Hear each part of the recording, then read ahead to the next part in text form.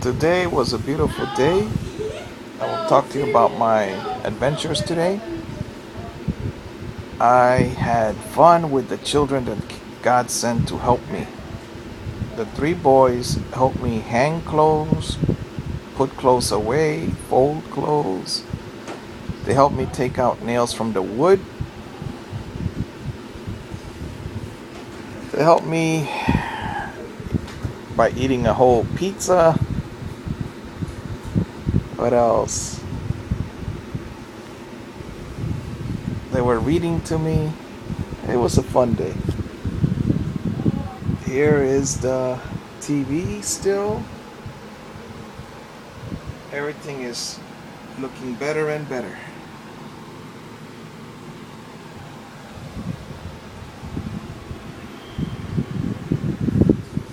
I just have to keep a serious face and everything gets done. It takes a long time.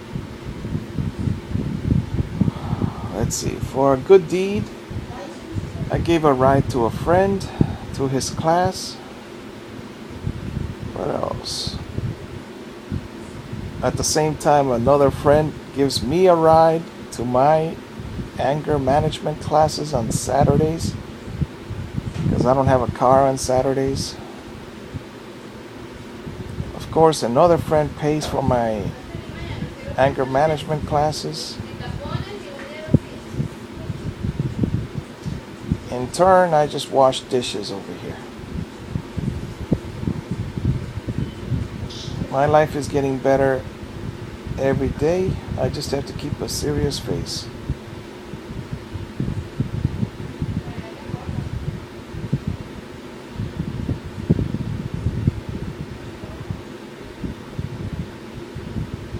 I would love to learn how to put leather on a chair because the cats have destroyed most of the chairs. And they're very nice black leather chairs.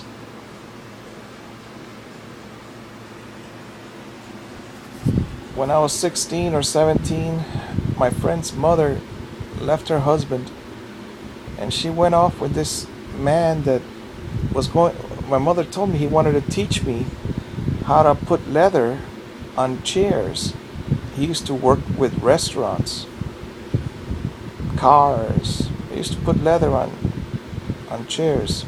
I remember the restaurants. I'm not sure about the cars, but I do remember that my grandpa had his front seat covered up with leather one time.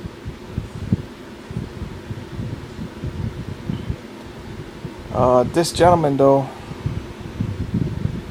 he had a fight with the lady. Apparently left him and went with another man, a military man, a 300-pound military man. And the two men had a fight over the woman. So the last thing, the big man, the 300-pound man ran away, and he ran around the car as the other one chased him with a knife. But then again, the 300-pound man went to the man's house and banged on his door. So when the other guy came with a knife, opened the door and came with a knife, the 300-pound man ran down the stairs. And the only part that I saw were the stitches, because the military man, the 300-pound man, he was about 50 or 60. Probably 50. He looked great. He showed me the stitches, 180 stitches on his hand, because he had grabbed the knife. He said that he was getting tired of running around. So, if he had not grabbed the knife, he would have been too tired to fight. He ran away for 25 minutes. Back then, the police didn't show up, They would show up after an hour, 2 hours. Another memory, because I live next to a canteen where they sell beer. I saw a drunkard sleeping in his car and then another young man stealing his wallet. But back then I just looked at it. The window was down. He fell asleep with his window down. And he was snoring. I saw a big man without a shirt with a bunch of red all around because he got slashed all over, but he didn't get punctured by a knife.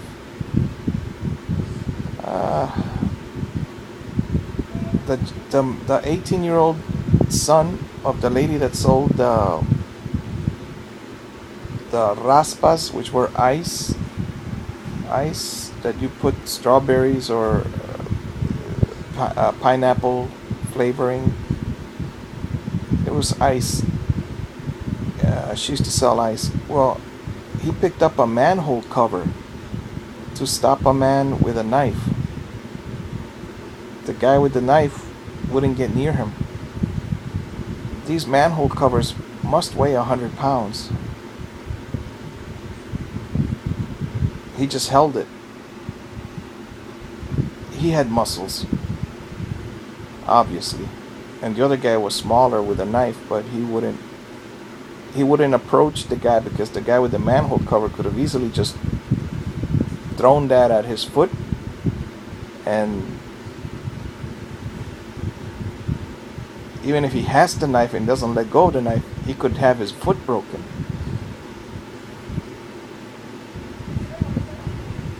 So that stopped that fight.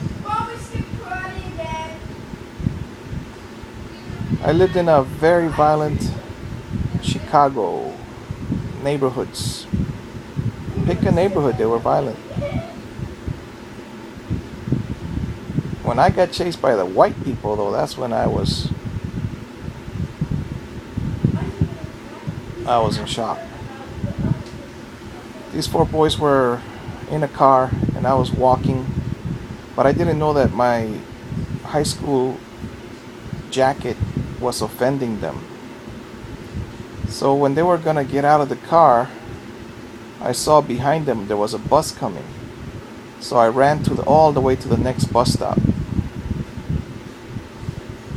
And that's how I avoided these guys, and they had traffic too, after school traffic and things. So they left me alone. So don't wear high school jackets. Move out of Chicago. The motto of the city in Chicago is learn to fight or get out of town.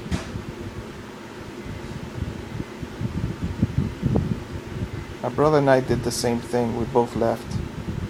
We both learned to fight though.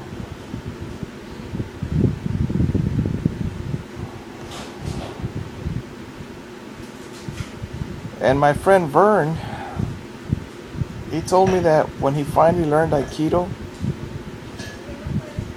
the only time he needed it was when he got off a bus, took a few steps and slipped on the ice. So the Aikido helped him because he was able to roll, and he rolled backwards and he landed on his feet again, trying to balance. He said that the other passengers on the bus were clapping for him. He said he heard some of them laughing, but then they started clapping for him. If you ever live up north, it's easy to fall on the ice and get hurt too.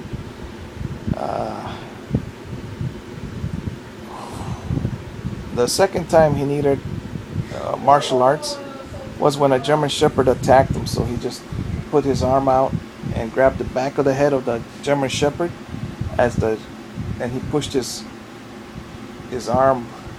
He didn't say if he had a coat on, but he said that the dog couldn't bite because he kept walking with the dog walking backwards, that is, and he was looking for the owner of the dog for half an hour. He didn't want to let go because if he lets go, then the dog bites him. But he just walked around with the dog. So he didn't need his martial arts except for those two occasions. I have noticed though that people that fall, the old people, they should learn martial arts when they're young, so that when they're old, number one, they'll have a neat floor so they don't slip on anything. Number two, they'll think about the shoes they wear. Number three, they'll know that when you get up from bed, you don't get up and just start walking. You sit on the edge of the bed for a few minutes.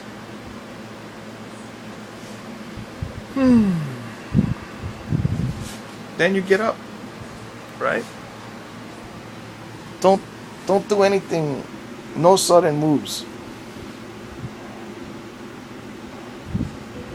Yeah, I love the way this room is changing little by little.